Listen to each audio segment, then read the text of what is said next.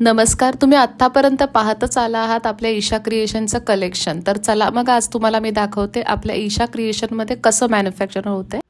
तर चला मग आता मी तुम्हाला दाखवते आपल्या ईशा क्रिएशनमध्ये कामं कशी आणि कुठल्या पद्धतीने होतात। चला फर्स्ट मी तुम्हाला दाखवणार आहे आपल्या इथे बरंचसं फॅब्रिक आहे आणि त्याचबरोबर आपल्या इथे सगळी पॅकेजिंग वगैरे आणि फिनिशिंग वगैरे इथे स्वप्नाली करते आपले, आणि अजून एक मुलगी आहे ती आज आली नाही। आता आपण पाहूया आपल्या इथे स्टिचिंग कुठल्या पद्धतीने।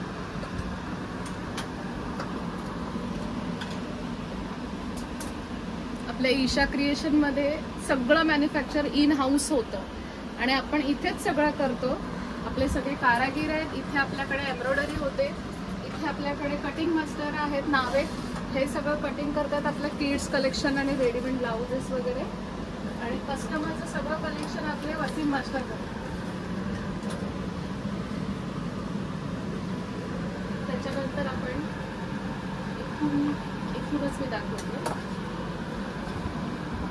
सगळे कारागीर कशा पद्धतीने काम करतात। आपलं हे सगळे रेडीमेडचे ब्लाउजेस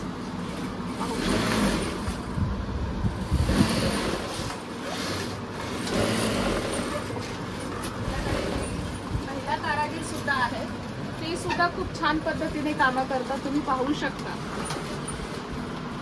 हे हँडवर्कचं ब्लाउज तुम्ही पाहू शकता, ह्याच्यावरती मशीन वर्क प्लस हँडवर्कचं काम आपल्या ताई करताय। त्याच्यानंतर आपल्या सध्या आपल्या विठ्ठलाचं सगळं आषाढी एकादशी निमित्त आपलं स्टॉक येणार आहे, त्याचं सगळं प्राची काम तयार करते।